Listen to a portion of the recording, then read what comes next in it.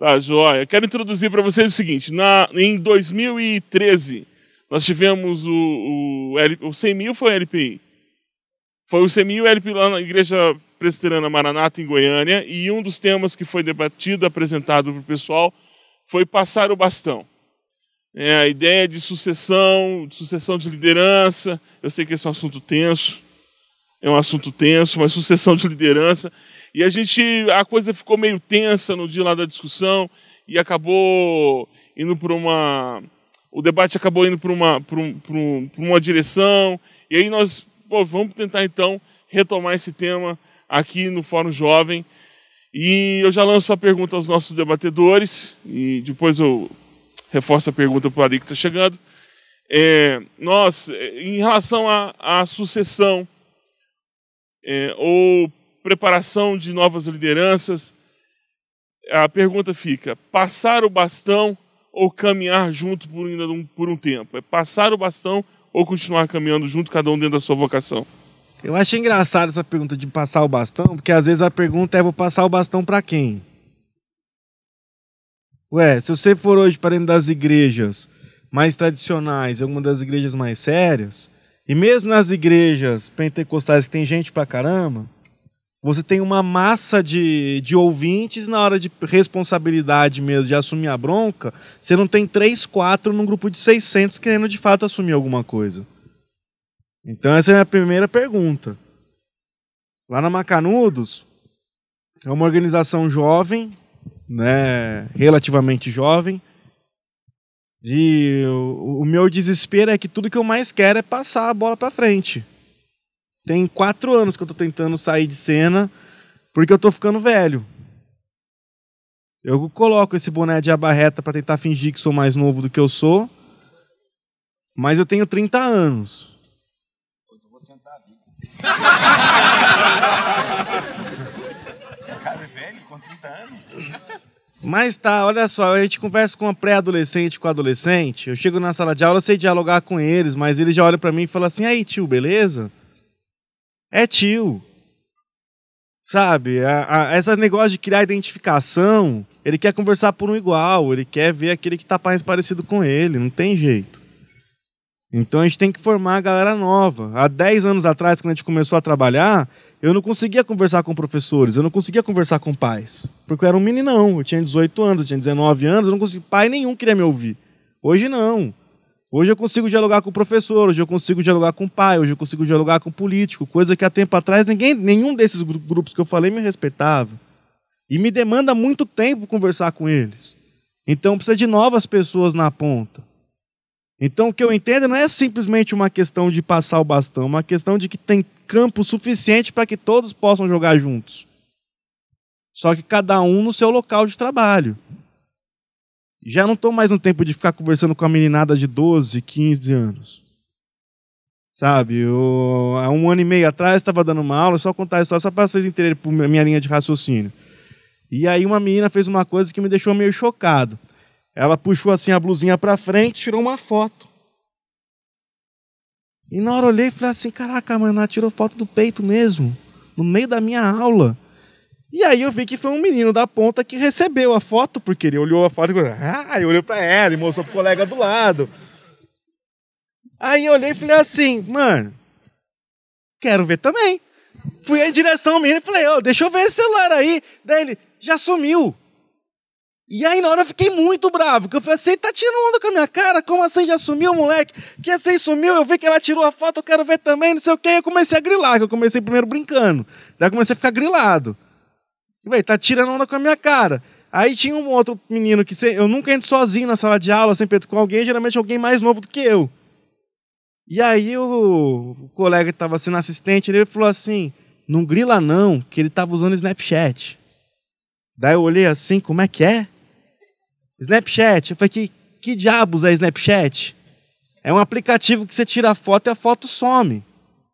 Daí na hora eu pensei assim: mano, eu tava quase batendo no moleque, achando que o moleque tava tirando onda comigo. Isso há 1 ano e meio atrás. E por que eu tô falando isso? Porque eu já não faço mais parte dessa geração. Eu não uso Snapchat. Não faz o menor sentido eu ter Snapchat. Eu vou ter Snapchat pra quê? Vou mandar foto para o Evaldo para ele ver eu sumir daqui 2 segundos? Eu vou fazer uma foto sensualizando, mandar pro Marcelo. Ele vai mandar uma foto de sunga pra mim. Eu vou quebrar o celular. Então, assim, o menino que estava do meu lado sendo meu assistente, na verdade, ele tinha que ser o professor naquela hora. Era ele que tinha que estar ali. Foi quando eu comecei a pensar, passou meu tempo. Eu tenho que falar com a galera, mas eu tenho que preparar outros missionários para estar no meu lugar. Eu tenho que deixar de ser o protagonista, porque eu vou ser protagonista em outro ambiente. Agora é o ambiente dele. Então, às vezes, a questão não é assim, passar o bastão. É, assim, é entender onde todos podem jogar. Né? Cada um no seu local. Né? Hoje, meu lugar mudou. Amanhã vai mudar de novo. Depois vai mudar de novo. Agora, tem a impressão que talvez a gente chegue aos 80 anos lúcido e tendo que ensinar ainda para a meninada mais nova. Não tem jeito. A gente sempre vai ter o que ensinar, a gente sempre vai ter o que pregar. Só que no local certo, no momento certo. Eu penso mais ou menos como você, porque eu acho que não existe esse negócio de passar bastão. O chamado de Deus para mim é para mim, não é para você. Então eu vou passar o que para você? Meu chamado? Não vou. Então eu acho essa terminologia errada, eu não concordo com isso. Eu tenho meu chamado, eu trabalho numa organização que trabalha com jovens, temos várias pessoas aqui que trabalham comigo e elas podem dar testemunhos aí, né, do pessoal que trabalha comigo. Todo mundo tem espaço, cada um fazendo o que lhe compete fazer, né? Se há um lugar que há espaço para trabalhar e onde a gente acredita na juventude, nos líderes jovens, eu sinceramente é dentro da MPC. Eu tenho 59 anos de idade, comecei com 16, estou há 33 anos como diretor e acho que eu tenho espaço ainda no trabalho com jovens e tudo, tem amigos. Porque você imagina, cara, se você tem 30 anos e é dessa dos left, eu vi o fax nascer e morrer, o fax. O fax. Sabe aquele negócio, você vai, não, pôr um papel aqui, o negócio sai do outro lado, entendeu?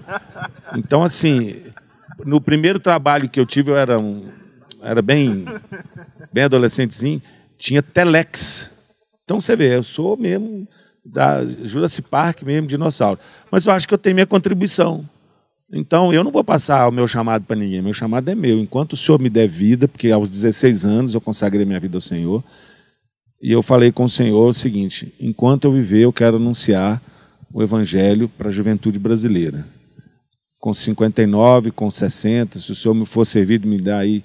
Você fala, qual é o seu sonho? Eu quero trabalhar morrendo, fazendo o que eu faço. Ou então Jesus voltar antes de me levar. Né?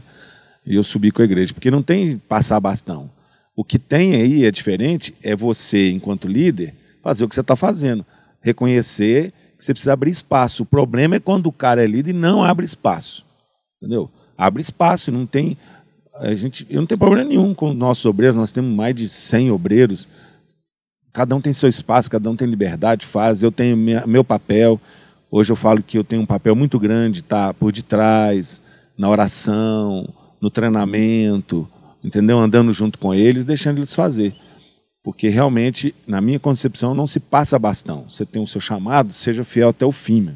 Até o fim. O cara dedica a vida para trabalhar com jovens. Aí, ó, Deus, agora eu não posso mais, que eu estou com 59 anos. Então, não, eu vou trabalhar com jovens. Né? Se eu sou jovem, se eu não sou jovem mais, não importa. Deus me chamou e é nisso que eu quero gastar a minha vida, todo o meu empenho. Quando eu fiz 50 anos, eu falei com a minha família, falei na frente, falei, ó, vocês acham que eu fui doido até agora? Não viram nada ainda. Agora é que o negócio vai pegar mesmo. Então, eu quero é isso que é a minha vida. Eu respiro isso, eu penso nisso, é isso que eu quero fazer. E graças a Deus, posso contar com o testemunho dos irmãos que trabalham diretamente comigo aqui. Todo mundo tem espaço para fazer o seu trabalho, a gente caminha junto em alegria, uma grande família. Eu tenho 5 caras que eu visito mensalmente, vou na igreja deles, ensino eles a lerem a Bíblia como eu leio, explico para eles como é que eu cheguei onde eu cheguei, como é que eu entendi o que eu entendi, como é que eles fazem para entender a mesma coisa, ensino para eles como é que eu fiz as coisas, por que eu leio a Bíblia desse jeito e não daquele, por que eu afirmo isso e não afirmo aquilo, e vou dizendo para eles qual é o caminho das pedras, e faço eles lerem, aí eles leem, eu digo, não, leu errado, lê de novo, o que foi que eu falei? Você falou isso, então lê do jeito que eu te ensinei, que é o truque aí. Aí ele lê, entendi. Tá, então agora lê o outro texto, vamos ver se você pega a mesma coisa. Aí peguei, aí pegou. E eu digo para eles, eu vou parar mais cedo ou mais tarde, eu estou preparando vocês que quando eu sair vai ter 5 caras que vão continuar de onde eu parei.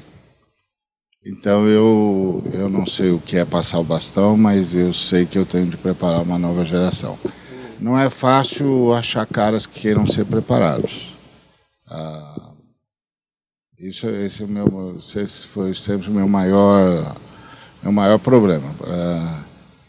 Você chama o cara, ele que começa a querer competir com você, aí eu paro e fico ouvindo o cara.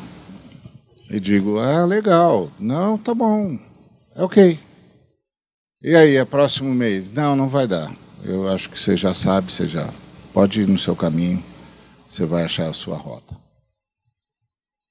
Então eu fiquei tentando para ver se achava o cara que era ensinável, que é a coisa mais difícil do mundo.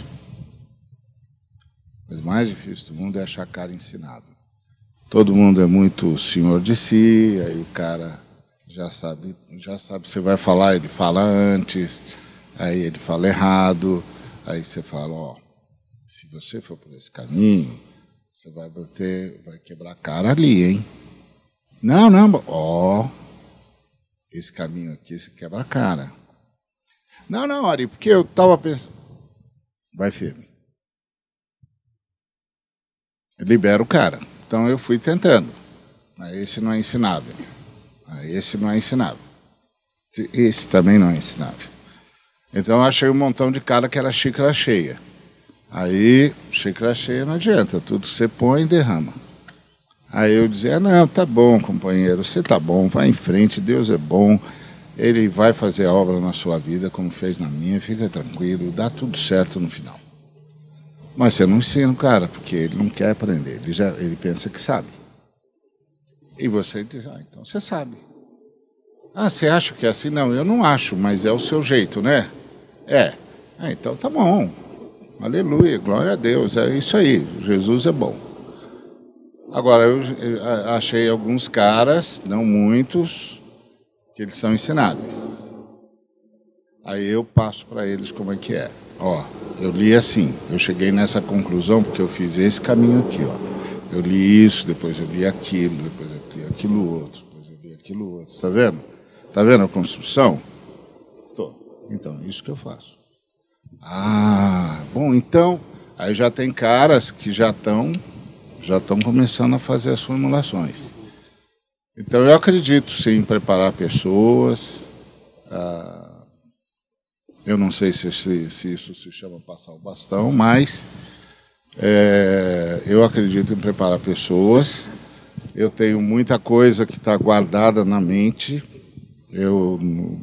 Como eu sempre corri muito, eu escrevi muito menos do que devia. Então, quase tudo está aqui. O cara fala, eu vou construindo. Eu fiz isso, pensei assim, isso aqui eu parei por causa disso, isso aqui eu fiz assim. Esse cara eu não concordo com ele por causa disso. Esse aqui eu concordo até aqui por causa disso. Então, eu não tenho problema em passar caminho das pedras, não, porque eu acho que uma das coisas que eu só cheguei onde cheguei, ainda que não tenha chegado a muita coisa, porque gente como Howard Snyder, como Yoshikazu Takiya e outros investiram pesados em mim. O Snyder ia semanalmente no escritório onde eu trabalhava, no fim do expediente, podia assinar, acertar o relógio por ele. Andava 17 horas, ele pá. Aí eu abria a porta, ele falava, vamos estudar a Bíblia. Aí, estudando e ele me ensinando. Não, você leu isso, mas não viu aquilo. Aí me dava livros para ler. Eu faço isso. O duro, como eu disse, nessa geração mais nova, é achar cara ensinável. E se o cara fez seminário, então, aí eu esqueço. Ah, você já fez, você já sabe. É mesmo, você acredita nisso aí mesmo. Seu professor falou isso. Falou, tá. Interessante isso aí, hein? Muito interessante. Então tá bom, então você tá bem. Então, vou embora. Mas eu faço isso, assim. Eu acho que minha área é ensino. Eu reconheço que essa geração que veio depois da minha foi muito mal formada. Os seminários pioraram bravamente. Os professores dessa geração só repetem o que foi ensinado há 500 anos. Não tem uma crítica.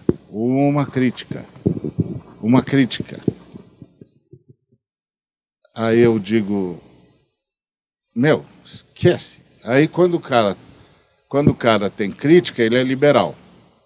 Liberal não vale a pena, liberal não vale, porque liberal é assim, você torce o texto, faz o texto dizer o que você quer, aí até eu, né? Não, você tem de ser bom, você tem de ler a Bíblia, você tem de entender o que está escrito aqui, você tem de construir uma tese aqui.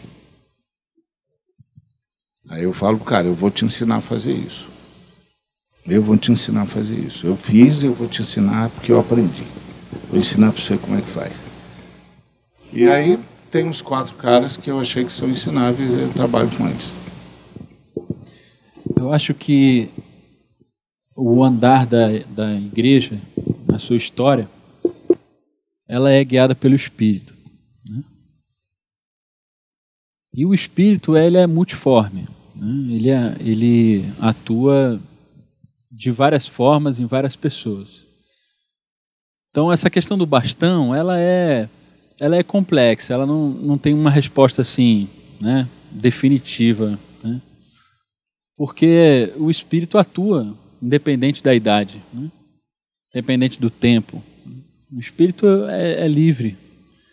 Então, se ele é multiforme, cada um tem o seu dom, a sua capacidade, o seu lugar no corpo. Então o pé não pode dizer à mão, não preciso de você. A mão não pode dizer ao pé, eu não preciso de você. Porque você não olha, você não faz parte do corpo. Ou porque você não cheira, você não faz parte do corpo. Então cada um tem o seu lugar no corpo. A pergunta é qual é o lugar no corpo? E aí dentro dessa pergunta, eu acho que a gente responde com muita vaidade, né? Porque a gente não quer qualquer bastão, a gente quer aquele bastão.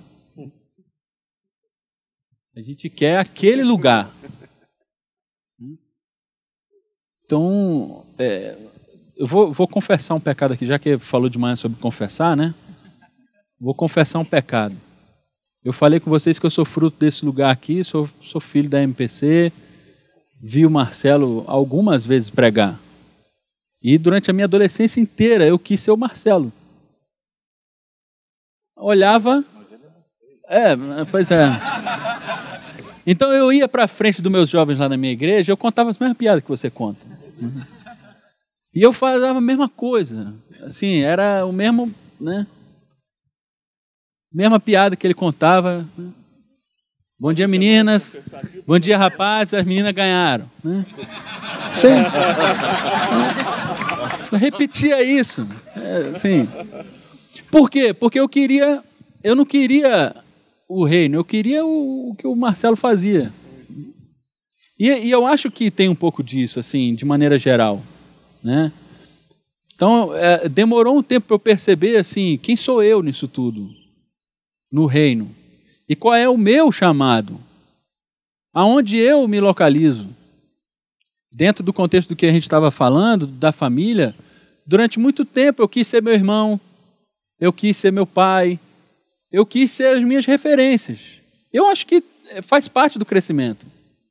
No entanto, o grande lance é qual é o meu lugar no reino? O que Deus quer de mim nisso tudo.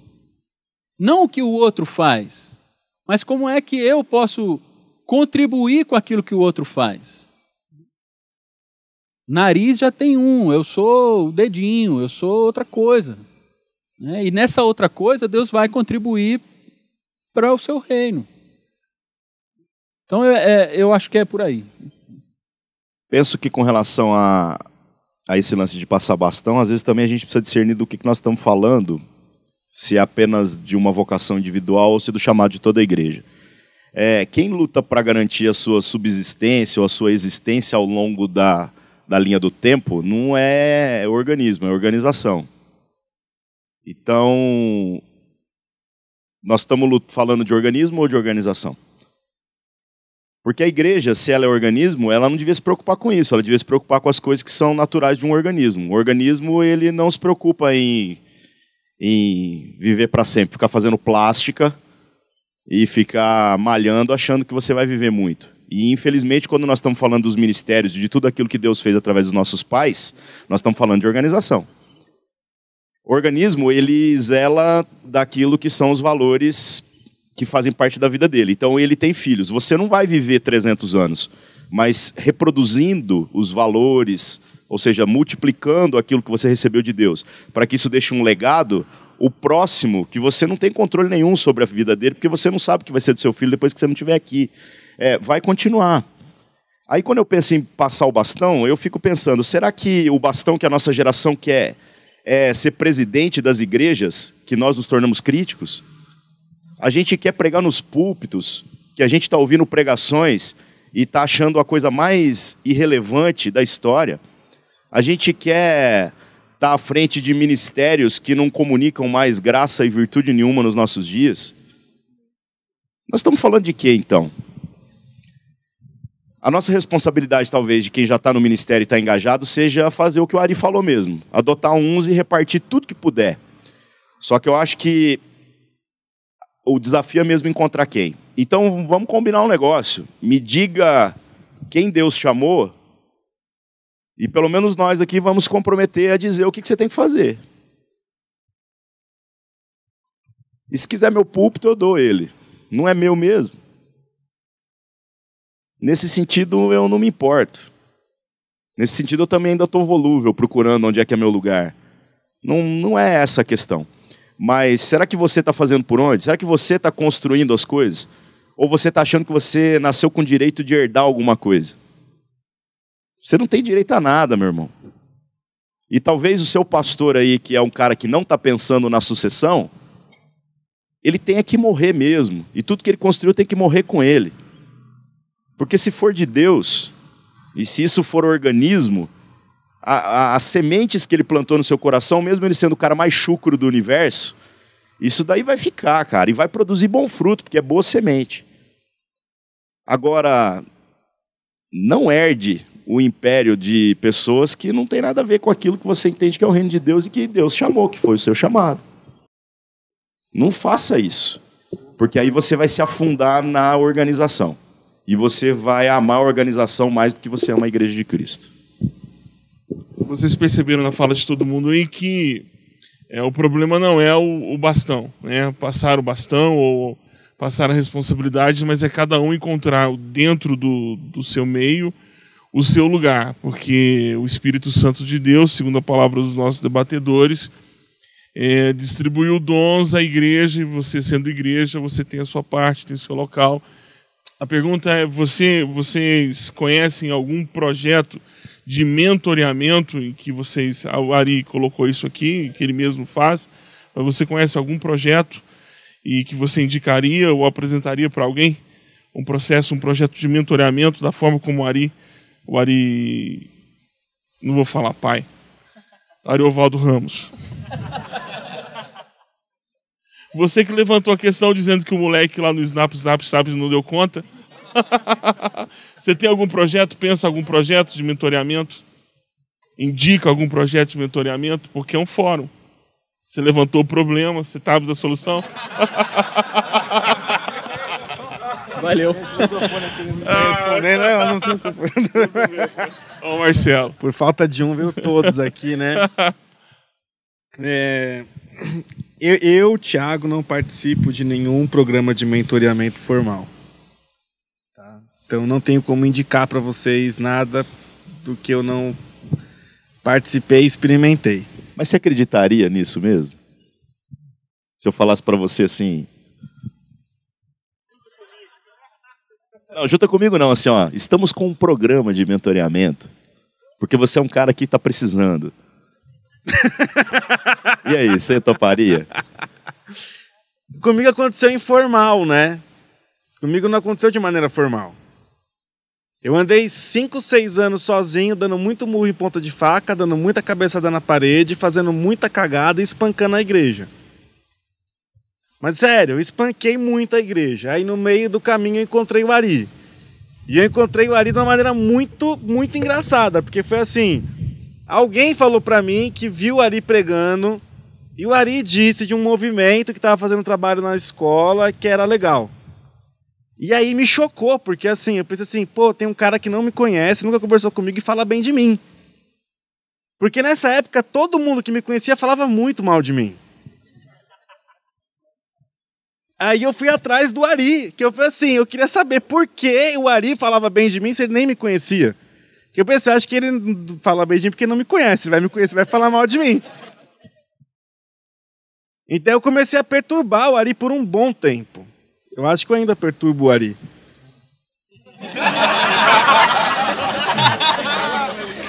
Inclusive, enquanto ele estava aqui falando dos caras que vai conversar com ele fala, ok. Puxa, então você tá bem. Eu tava aqui pensando, nossa, mano, sou eu. Mas eu imaginei que fosse mesmo. Eu fiquei pensando assim, nossa, mano, não aprendi nada.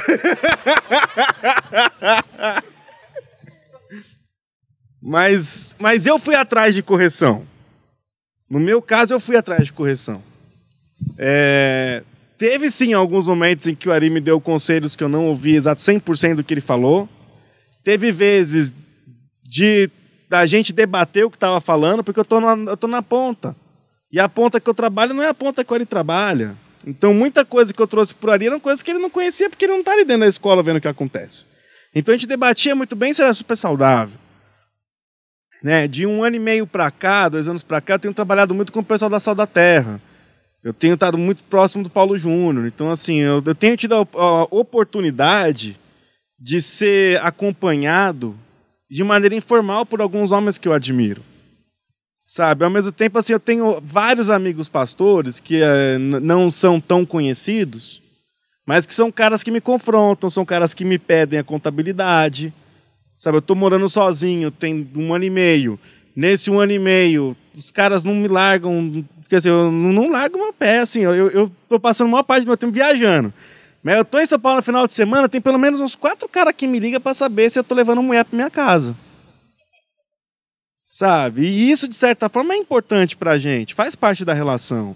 E pra mim faz muito bem. Eu sei o bem que isso me faz e o mal que me faria se eu não estivesse sendo cuidado, não estivesse encaminhando junto. Agora, eu entendo também que mentoria não é exatamente você ter um babá ali tomando conta do que você vai fazer ou não no final de semana. Né? Tem muito mais a ver com as coisas que você vai acreditar que você vai produzir lá na frente. Né? Então, eu acredito sim nessa coisa de acompanhamento. Eu acredito sim que tem pessoas que te inspiram, que te orientam. Eu acredito sim que isso é muito necessário. Sabe? Agora, assim, num programa formatado, num enlatado norte-americano, eu não acredito nisso. Nisso não. Eu não acredito. Gostei da sua colocação, irmão, porque a gente vive esse drama, né, da organização versus organismo. Isso é um drama mesmo, porque a organização, quando ela se torna um fim, acabou, né? Ela é meio, porque também não existe nada sem organização, certo? O problema é quando a organização engole o organismo, né? Esse que é o grande mal. E dentro da MPC... A gente está vivendo isso desde 2003, não só no Brasil, mas no mundo. Nós estamos vivendo a 5ª geração na MPC, né? Os fundadores praticamente todos estão já falecidos, o único vivo é o Billy Graham, mas está bem já se aproximando dos 100 anos de idade e tudo mais. A 2ª geração praticamente toda também já faleceu, a 3ª geração já se aposentou, eu sou da 4ª geração e tem a 5ª geração que está chegando aí e tudo mais. Então a gente se policia muito para para saber que a organização ela só pode ser meio, ela não pode ser fim. Se ela ser fim, é o grande problema hoje, especialmente das igrejas históricas, a organização engoliu o organismo e aí se vira para o seu próprio umbigo, né?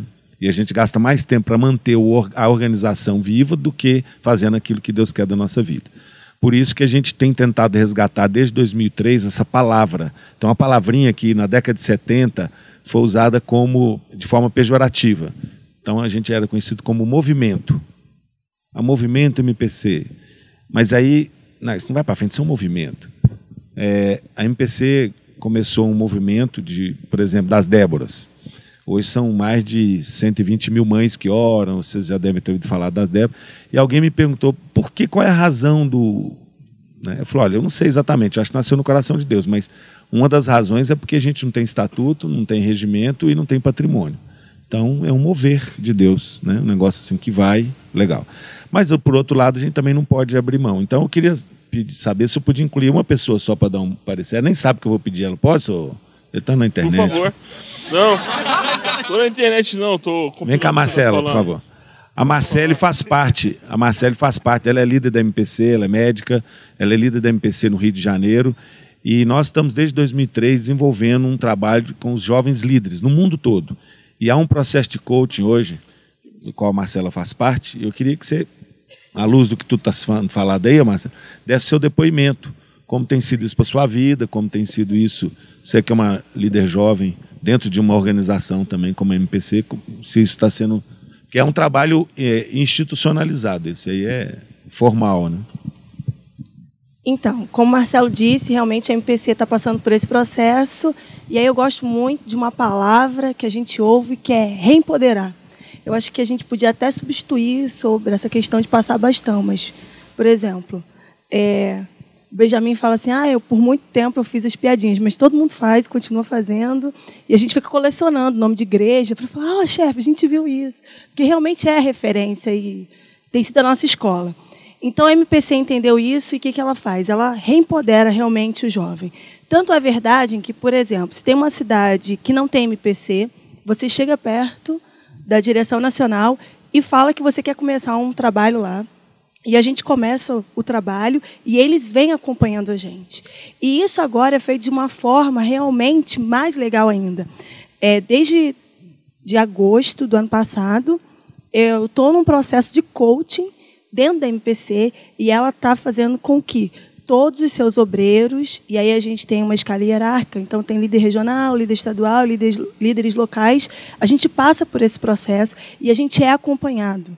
Então, quem já veio na nossa frente, que já caminhou, caminha junto conosco e a gente vem caminhando com os novos. E a gente vai fazendo esse processo. Então, a gente tem realmente essa autonomia de, com 15 anos, vocês estão vendo, ser líder do estado do Rio de Janeiro. Então, a MPC, sabe, ela proporciona isso para a gente.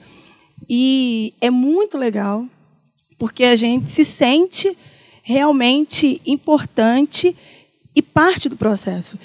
E por mais que a gente queira, às vezes, fazer a piadinha do Benjamin, porque ele pegou o finalzinho desse início, então por isso que ele queria ser o Marcelo, a gente vê que o nosso espaço é diferente. Então a gente não sonha assim com a direção nacional, sabe?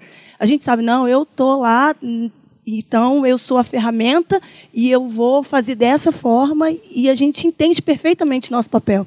Então a gente não tem essas crises do tipo, eu tenho que fazer isso. Não, hoje eu estou como estadual e aí tem 8 pessoas, tem líderes até mais velhos do que eu, mas a gente entende perfeitamente o papel. E como é que você pode agir? Bem, lá tem a líder da Baixada e ela vai agir dessa forma, e o líder de São Gonçalo e o líder de Niterói, e a gente vai caminhando sempre junto. Então, eu acho que isso é muito bacana e tem surtido tanto efeito que hoje nós estamos em mais de 60 cidades no Brasil. Então, isso é fruto realmente desse reempoderamento da juventude e de uma liderança que entendeu que nós temos o vigor, mas mantém a referência e todo o padrão, porque aí a gente volta para eles e continua caminhando com aquilo que eles direcionam a gente. Tem o grão de mostarda do Valdir, que é o Valdir, o Ricardo Barbosa, o Osmar Ludovico e agora o Ziel. Esse é um programa de mentoreio para líderes jovens, pastores, seminaristas, tal. Aí o Jaziel, programa Amigos de Ministério. Aí o Jaziel, o Ziel, o Israel Ciforelli e eu, nós temos um programa semestral que é pastoreio, é Amigos de Ministério, programa Amigos de Ministério, que não é um mentor, que não é do mesmo jeito que o Grande Mostarda, porque a gente cada um faz a sua contribuição. Minha contribuição é na área teológica, o Jaziel na vida familiar, o Ciforelli na vida pastoral e o Ziel na teologia de ministério. Então, ajuda, cria vínculos e tal. Tem o projeto Timóteo, do Ricardo Agreste, que é bastante antigo já, e já tem vários grupos. Então tem alguns assim programas de mentoreios que são mais comunitários ou corporativos, sei lá, tem muita gente e tal. Eu acho que são bons, ajudam, mas o que eu faço, o que eu gosto de fazer é gastar tempo com a pessoa. Eu gasto tempo com o cara, fico horas e tal. Às vezes o cara quer que eu vá lá pregar na igreja, eu prego, mas eu não vou lá para pregar, porque pregar ele prega. E eu vou lá para passar a ferramenta para ele. Quais são suas dúvidas? O que está dando certo? O que não está dando certo? Por que não está funcionando? O que está acontecendo na igreja? E a gente ora. É uma experiência muito rica. Eu acredito que você tem de transferir ferramentas. Você não transfere chamado, você não transfere posição, mas você transfere ferramentas. Então, eu transfiro ferramentas. E não é uma coisa simples, às vezes eu sou muito duro, mas funciona. Tem gente crescendo, gente aprendendo, isso é importante. Na minha história, há 4 ambientes de mentoria. Primeiro e talvez o último assim, olhando para frente, né? Será o último, é a minha casa, né? Meus pais. Então, meu primeiro mentor é meu pai. Então, esse é um ambiente muito valioso para mim. Um outro momento da minha vida foi o PGM. Eu participei do PGM, tive muito próximo, especialmente do Ziel. Então, o Ziel é uma figura muito importante na minha caminhada. Muitas conversas assim de abrir coração e de ouvir muita coisa dele. Um outro ambiente assim que eu tenho vivido é o Renovare. Eu não sei quantos conhecem esse movimento, mas lá no Rio de Janeiro, o Eduardo Rosa Pedreira, ele é o representante aqui no Brasil do Renovare. E ele tem feito um projeto, eu tenho participado desse projeto, a gente tem reuniões semanais lá no Rio de Janeiro de mentoria também. E por último, agora mais recentemente, também a Sal da Terra, com o Paulo Júnior, a gente tem se aproximado também e temos convivido com eles lá. Então esses 4 ambientes assim têm feito a minha história. Eu só tenho um temor com relação à ideia de mentoreamento fora da ideia da igreja local, que talvez é uma coisa que muita gente está buscando, né? Aí eu fico pensando, se o conhecimento que o pastor tem, ele não é bom o suficiente ou necessário para que todo cristão tenha, então por que a gente cultiva ele? E se ele é importante, por que a gente não socializa o conhecimento?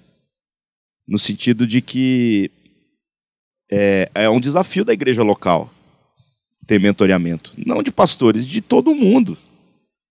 Mentoreamento, na verdade, é um discipulado de pastor, né? E nós estamos capengando nisso aí, porque nós estamos capengando no discipulado básico também. Nós estamos formando ovelha, nós não estamos formando pastores. A minha experiência eu sou leigo. Eu tenho enxada como ferramenta, não é umas ferramentas muito sofisticadas igual do Arizão ali. Mas corta. Sai no braço pra você ver o que acontece. Corta.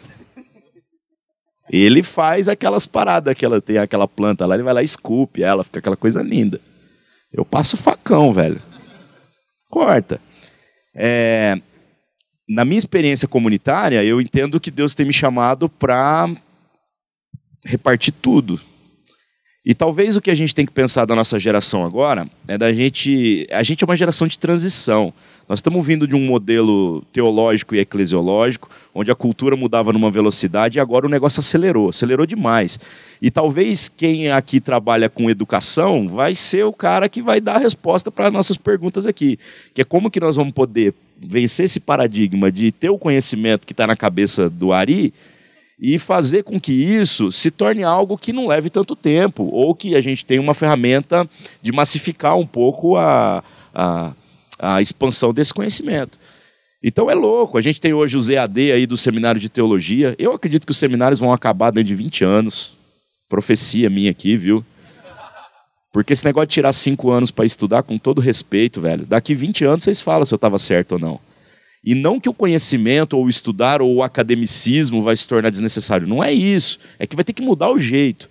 Então, será que nós, na igreja, quando estamos falando de mentoreamento ou de discipulado, tanto de ovelhas, na boa, velho, eu não consigo ver um cristão como ovelha. Não é esse o posicionamento. Eu falo assim, todos nós somos ovelhas, né? Jesus é o pastor. Mas então, quando a gente está falando de servir ao reino, eu preciso dar todas as ferramentas para todo mundo. Mesmo que seja uma pessoa só. E não tem ninguém aqui que não recebeu alguma coisa de Deus que também não possa repartir com o outro, com alguém. Então é um desafio de uma revolução da maneira de se fazer isso daqui para frente. Agora, mentoreamento, infelizmente, envolve a crise que foi citada aqui. Ensinar quem? Quem quer aprender? Quem quer se submeter? Né? Porque, na boa, eu não tive o que o Ari teve, de alguém que foi bater na minha porta para me ensinar. Mas eu fui lá e bati na porta daqueles desgraçados lá. E eles tiveram que me aturar, cara. Porque eu enchi o saco deles. Eu não desisti do Ari não, viu, velho? E foi massa, cara, foi massa. Então, agora então que eu rompi alguns paradigmas, eu penso na minha responsabilidade para com o outro. E eu acho que a gente pode avançar, esse debate é importante para a gente pensar então num sistema de mentoreamento que se torne mais popular, mais acessível. Talvez não através apenas desses ministérios que têm feito isso, porque isso é importante porque os pastores de hoje estão morrendo. Mas para o futuro a gente precisa fazer com que isso se torne uma realidade mais abrangente, informal, mas real, né? E que exista. Porque a solidão no ministério, vou falar um negócio para vocês, irmãos, é tenso. O meu ministério hoje, com todo respeito, muito mais do que missão urbana ou ser pastor de uma igreja local, é socorrer também. O Gustavão, que é pastor lá comigo, ele fala, a gente é bombeiro, velho. Eu vivo também essa experiência que o Ari falou do cara chamar você para pregar, porque ele me vê na internet e fala assim, esse cara é tão desgraçado e não tem vergonha de quem ele é, que com ele eu posso falar. Aí eu chego lá na casa do cara, ele quer comer. Ele quer pôr a comida na mesa, sentar comigo e falar assim, deixa eu te contar o meu pecado. E aí ele conta assim, deixa eu te contar do problema do meu casamento. Só porque quando eu brigo com a minha esposa, eu ponho no Facebook, né? E aí todo mundo fala assim, qual que é essa crise, né? A crise é que o cara tá precisando de alguém para conversar. O problema não são os problemas, né? O problema é como, infelizmente, a gente lida com as situações. Mentoreamento é a resposta para isso. Ok, assim. Deixa eu. Por favor. Eu só acho que se a gente não tocar nesse assunto, a gente vai dar a volta aqui e não vai chegar em muita coisa. Vou fazer uma pesquisa aqui. Quem aqui tem menos de 35 anos? Então fica com a mão levantada só um pouquinho. Tá, beleza. Esmagadora maioria. Nós não podemos, obrigado. Nós não podemos, gente, conversar sobre coach, mentoreamento, discipulado, papapá, se a gente não considerar o que aconteceu nos últimos 35 anos, pô, na Igreja Evangélica Brasileira. Os últimos 35 anos, nós temos que olhar para eles e aprender. Você veja bem, se você tem menos de 35 anos, você nasceu e cresceu debaixo da influência séria, muito séria do movimento gospel. E hoje nós estamos colhendo os frutos amargos desse movimento. Então, eu que vivi tudo isso, tem 43 anos que eu tenho essa caminhada, quando o movimento começou, e começou ali no início da década de 80, meados da década de 80, até o pessoal do Resgate estava tirando uma foto ali, um cartaz do Dama-Choque, que tinha o primeiro lugar que a gente fez trabalho, assim, o primeiro teatro que houve um trabalho de uma banda evangélica, né? Aí surgiu esse nome gospel e papapá. Então,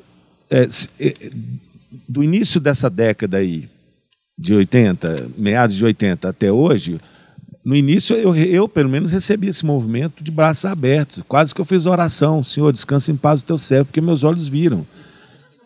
Você imagina, eu fui jovem adolescente na década de 70, onde você não podia tocar violão, onde nós compramos um pandeirinho, sabe pandeirinho? E as senhoras da igreja fizeram uma corrente de oração para tirar o pandeirinho. Então você imagina o que aconteceu. Quando o movimento chegou, era inimaginável, por exemplo, eu lembro do show no Canecão, Rebanhão e Quarteto Vida, 3.000 pessoas no Canecão. Nunca na história desse país tinha havido um show no Canecão. Então era algo assim maravilhoso. E aí entra todo o lance do Janires e Rebanhão e Banda Azul e tudo o que aconteceu na década de 80. Bem, num primeiro... Oi? Isso. E aí Logos e Vencedores e um monte de coisa. Bom, o que aconteceu? Esse movimento foi crescendo e trouxe muita coisa boa. Muita coisa boa. Resgatou ritmos, apareceram os novos compositores, instrumentos que eram do demônio, que nasceu no inferno, passou na África, chegou no Brasil. Tá tudo certo, hoje pode tudo. Então eu me encantei com o movimento. Eu falei, pô, é a resposta. Nós lutamos tanto contra isso, o negócio de não poder bater palma em igreja, aquele negócio todo, e agora, pô, enfim. Só que no início da década de 90, eu comecei a descobrir que tinha alguma coisa errada, entendeu? O pêndulo saiu de um lado e foi para o outro.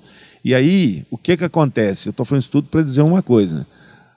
O movimento, que foi bênção em muitos aspectos, ele cometeu um crime contra essa geração, que é a geração de vocês. Porque, antes de falar, sabe como é que era culto na década de 70? Você não podia bater palma, você não podia tarar, não podia um monte de coisa. Mas tinha uma coisa que era boa. A pregação era o centro do culto. Entendeu? Tinha palavra. Podia não ter um monte de coisa, mas tinha palavra. O que aconteceu com o movimento? Aos poucos o movimento tirou a Bíblia do centro. Então, infelizmente, gente, vocês foram criados sem Bíblia.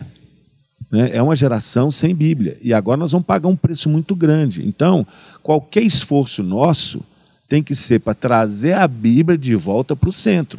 Porque, gente, a fé vem pelo ouvir e o ouvir dá a palavra. Então, eu hoje, assim, todo o nosso esforço na MPC e tudo, gente, vamos trazer a Bíblia. Nós temos que crer no Evangelho. O Evangelho é o poder de Deus. Como é que você vai passar bastão? Como é que você vai...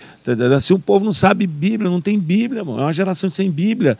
A igreja hoje, em termos jovens, assim, falando em termos jovens, a igreja evangélica é um dos mais difíceis campos missionários e a gente não percebe isso. Quantidade de jovem não crente, que não nasceu de novo, que não teve uma experiência com Cristo dentro das igrejas. Pertinho, quase lá, perdidamente perto. Entendeu? Quase lá. Então, como é que nós vamos conversar sobre esses aspectos todos? Por exemplo, o Ari fala, pô, mas onde é que nós vamos encontrar? Está difícil mesmo. Porque, para começar, se o jovem pastor for crente, já ajuda. Não é? O cara ser crente já ajuda, já é um passo muito importante. Não tem nem conversão, cara. Não tem nem conversão. Agora, nós estamos colhendo os frutos amargos. Gente desviada de igreja, gente que não quer nem saber, os famosos desigrejados, um monte de coisa. Porque o que trouxe? Ninguém quer estudar a Bíblia, não é? As escolas dominicais acabaram. Acabou tudo. Hoje só tem celebração e cura interior. e qualquer outra coisa aí, mas não tem estudo na palavra, ninguém quer estudar a palavra, não é? Então, eu acho que nós temos que... Eu estou trazendo essa consideração aqui, porque qualquer coisa que a gente conversar, sem olhar para a nossa história, do que aconteceu nos últimos 35 anos, e mais, sabe o que a igreja fez? A igreja pegou o microfone, tirou o microfone da mão dos pastores, de gente que se preparou, e colocou na mão de líder de música. Você já foi em algum culto ou na sua igreja assim? Durante 1 hora, o cara dirige um período de louvor, né? Que já começa errado, que não existe período de louvor, né?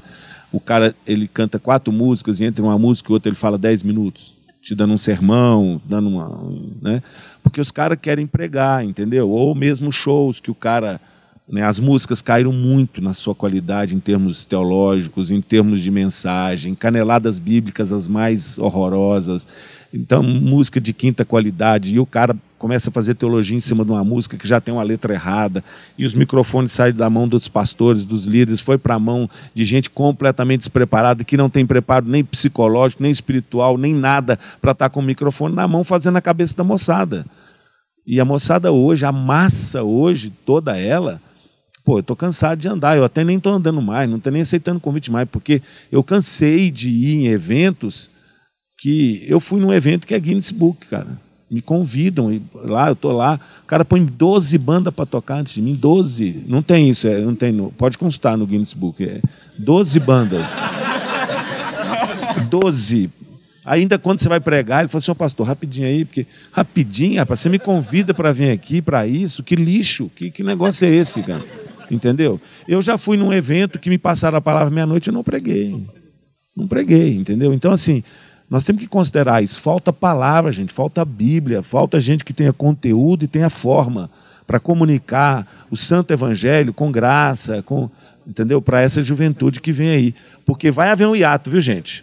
Não precisa ficar... Outro dia eu estava dando uma consultoria aí, sei lá, eles reuniram lá, assim, uma turma, e era tudo jovem mais adulto, assim, aí era uma pastora, falou, o que a gente faz? Eu falei, só me desculpa, mas é um termo chulo, mas essa geração é meio que barrigada perdida, assim, já não tem mais jeito não, é melhor a gente concentrar em adolescente, tentar formar, porque o povo não quer nada com o evangelho, entendeu? Uns caras enjoados, aborrecidos, não, deixa para lá, vamos começar tudo de novo lá atrás. Desculpa, não falo mais. Não, tranquilo, Marcelo. Assim, a partir daquilo que o Marcelo levantou aqui, que é um fato histórico, vocês gostariam de falar alguma coisa? Não, eu não.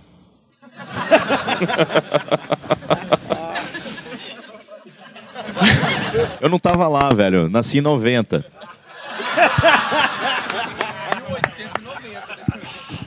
Eu passei por tudo isso aí que o Marcelo passou, também tenho a mesma idade que ele, me converti em 68, então eu vi a igreja mudar. Realmente, se eu tivesse passado por um tempo abduzido aí, ficasse 20 anos abduzido, depois voltasse, eu não reconheceria a igreja. A igreja em que eu nasci era totalmente diferente dessa. Totalmente, absolutamente diferente. Agora, eu acho assim que essa questão gospel foi muito danosa e tem pouca chance de recuperar, eu acho. Mas eu também sinto que tem uma geração aí de jovens que estão dizendo, peraí, a gente quer ouvir o que vocês estão falando.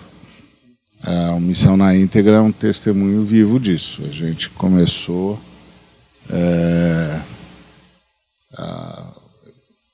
eu tive muitos começos, muitos recomeços, né? Na minha caminhada cristã.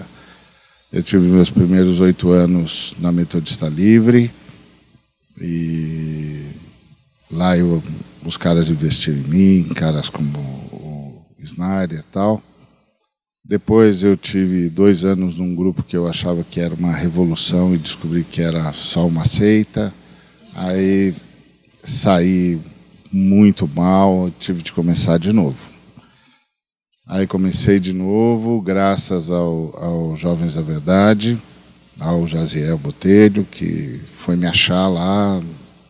Eu era um cara meio estigmatizado, né? Porque eu tinha rompido com as denominações, tinha ido para um movimento alternativo, e que eu achava que era o máximo e tal. E aí fui jogado às traças. Quando eu vi que o negócio era só mais uma seita, aí eu saí, mas aí eu era um perigo. E então ninguém queria que eu me chamar porque sei lá o que está na cabeça do Ari. Aí o Jaziel foi me buscar em casa, inclusive. Um dia eu estava em casa e ele bateu palmas lá, eu saí e vi o grande Jaziel, né? E ele falou assim: ô meu jovem, eu vim buscar você. Eu falei: desculpa, não entendi, Jaziel. Eu vim buscar você, eu estou começando um seminário, eu quero que você vá dar aula lá. Eu? É, você. Pode morar lá. Você tem lugar para morar? Falei: não, eu voltei para cá, mas não tem lugar não. Ele falou: então vamos para lá. Vamos lá, pega suas coisas, pega sua Bíblia. Vamos lá, eu tenho um lugar para você lá. Aí eu comecei de novo. E lá investi, aprendi, ouvi, ensinei. E fui crescendo. Aí o Caio me chamou. E eu comecei, aí eu estava andando. Aí o Caio aloprou. Sei lá o que deu nele. Enfim. Aí eu falei: caramba, investi a vida toda nesse negócio aqui, dei tudo que eu tinha para esse negócio andar. Aí, que agora? Aí a CEPAL me chamou. Eu comecei de novo. Uma saga. Aí eu comecei de novo.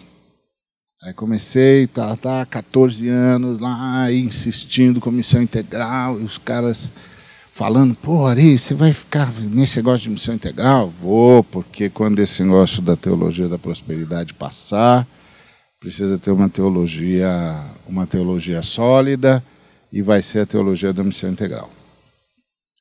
Aí minha mulher foi embora de casa. A igreja me mandou embora, a CEPAL me mandou embora. Eu fui para casa de novo. Falei: bom, Deus não quer, esquece. não quer, paciência.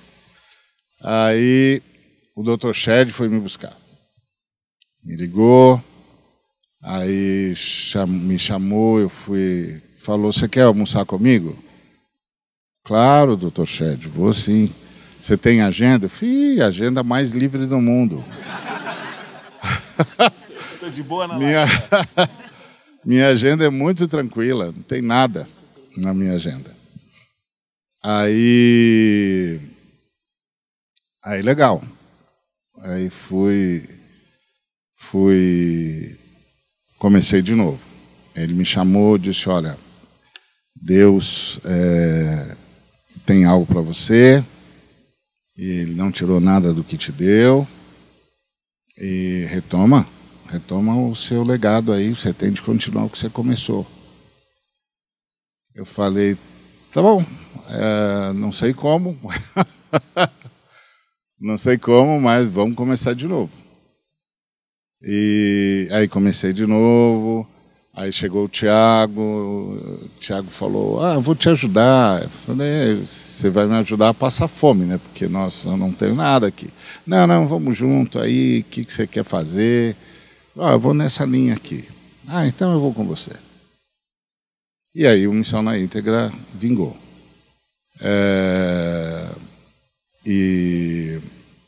Então eu comecei várias vezes nessa loucura que é a igreja brasileira. E o que eu aprendi nesses vários recomeços e tal, foi aquele investimento que o Snyder fez em mim, que me manteve em pé. eu tinha aprendido Bíblia, eu tinha aprendido sobre Deus, eu tinha aprendido sobre Jesus. Um cara que era reconhecidamente um dos maiores teólogos do mundo, olhou para mim e disse: você é o cara em que eu vou depositar o que eu tenho aqui no Brasil. E eu me lembro que quando ele deu o testemunho dele, depois de anos de ministério, os caras pediram para ele dar um testemunho e falar sobre o ministério dele no Brasil e tal, qual o legado que ele tinha deixado. Ele escreveu: eu treinei o Ariovaldo Ramos. Esse foi o legado que eu deixei no Brasil. E eu não sei se é um legado, mas foi o que me salvou. Por isso que eu acredito nos jovens. E por isso que eu passo para os caras o que eu recebi. Porque graças a isso vieram as crises, vieram os vendavais. Eu tinha tudo para parar. E parei mesmo. Porque a vida deu um breque em mim. Mas eu tinha uma bagagem. Eu tinha uma bagagem. E isso é a única coisa que o inferno não rouba. O inferno pode roubar a organização, o inferno pode roubar até a família. Mas o inferno não rouba a sua bagagem. Eu tinha uma bagagem. E por isso que eu insisto nesse caminho, porque eu acredito que eu tenho de, assim como transferiram para mim uma bagagem, eu tenho de transferir. E dizer: ó, eu aprendi assim, eu fiz desse jeito, e isso me manteve de pé. Foi isso que Deus usou para me manter de pé, porque eu sempre sabia eu não sabia como estava acontecendo. Mas como eu tinha bagagem, eu sabia o que estava acontecendo. Porque teve um cara que investiu em mim e me disse: ó, o diabo vai atacar. E quando ele atacar, ele vai fazer isso. Então saiba sempre o que está acontecendo. Você não vai saber como. Mas se você souber o que, você vai ficar firme. Então, por isso esse movimento é importante. É importante você transferir. Porque outros caras vão passar pelo que você passou. Talvez não tenham uma história drástica como a minha, que tive de começar de novo umas 3 ou 4 vezes. Mas vão ter de enfrentar o diabo. Vão ter de enfrentar o inferno. Vão ter de enfrentar o mundo, vão ter de enfrentar a história. E aí é responsabilidade da gente deixar ferramentas na mão do cara. Não vai dar para estar lá, não vai dar para correr em direção do cara muitas vezes, mas você deixou a ferramenta. Então o cara pode não saber como, mas ele sabe o quê. E aí ele vai chamar a bagagem dele. Eu sei o que é isso. Eu sei o que é isso. Eu vou ficar aqui. Vai passar. Quando passar, eu vou estar aqui. Então eu sou muito grato a Deus por essas pessoas que investiram em mim. Eu sou grato a Deus pelo privilégio de poder investir em algumas pessoas. Eu queria investir mais. O meu tempo é complicado. Eu dirijo algumas organizações, e mais um movimento como Missão na Íntegra, junto com o Tiago e outros colegas que chegaram, que fizeram essa parceria toda que você está vendo aqui. Tudo isso aqui é de todos nós, a gente manteve isso como um movimento. Mas eu acredito muito nisso.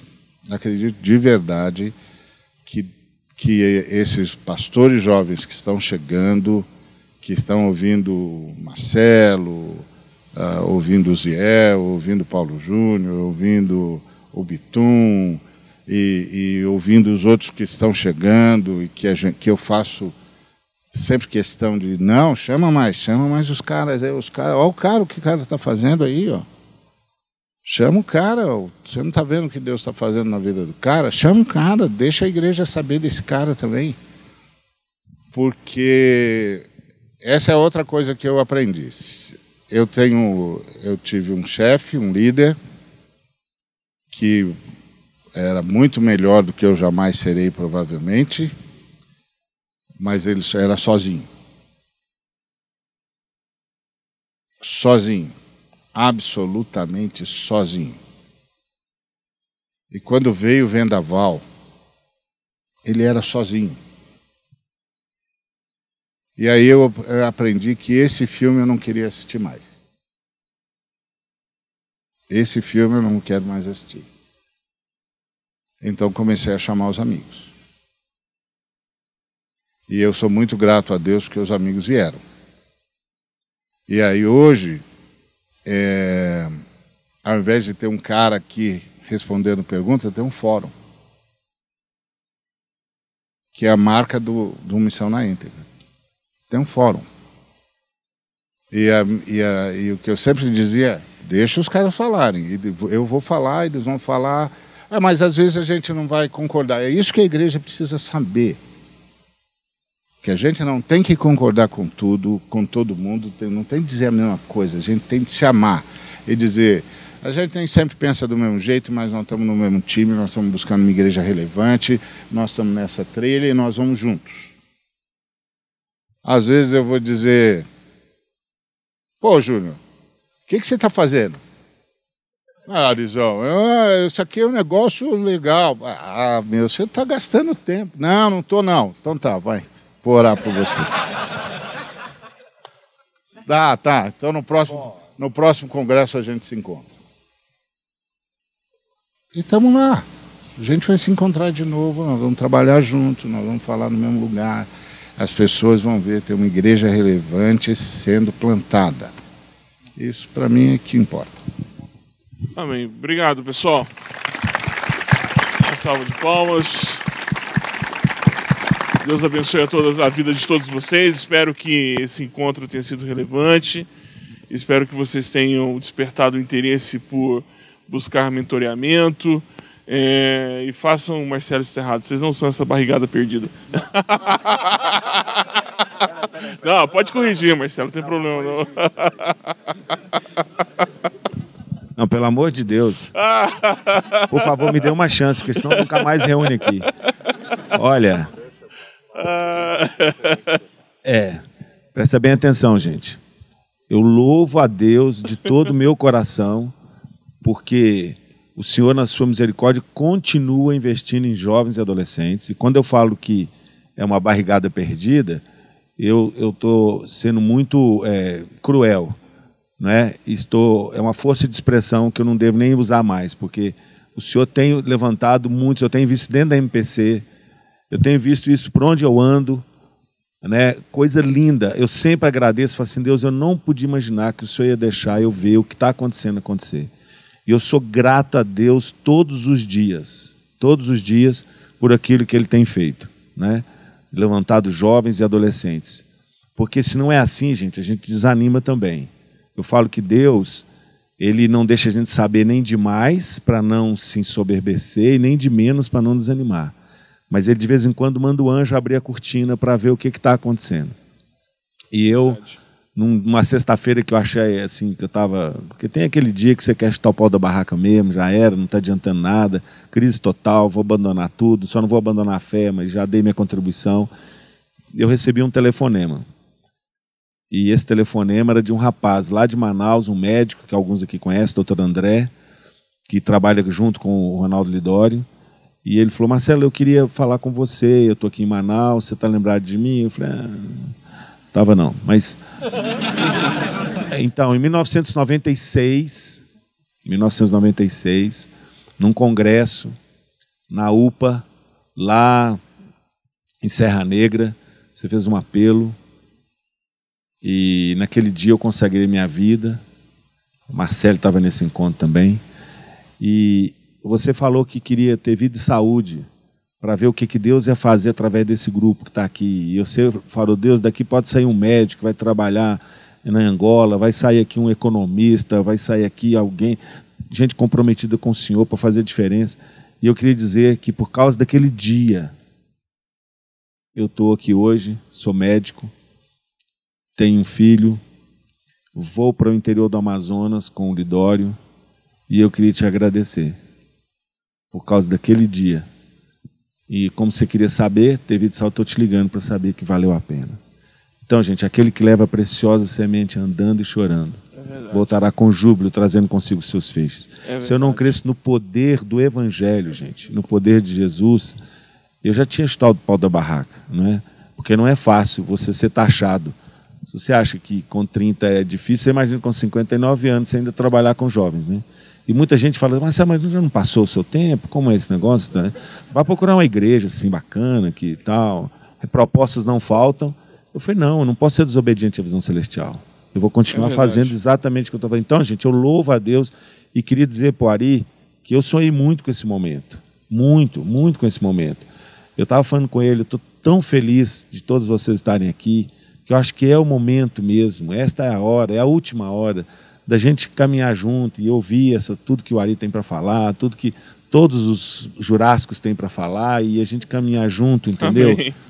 Porque do mesmo jeito que alguém acreditou no Ari, teve um cara que hoje é pastor lá no sul de Minas, chama-se Abraão Soares. Esse cara, ele foi na minha casa. Eu era de uma família pobre.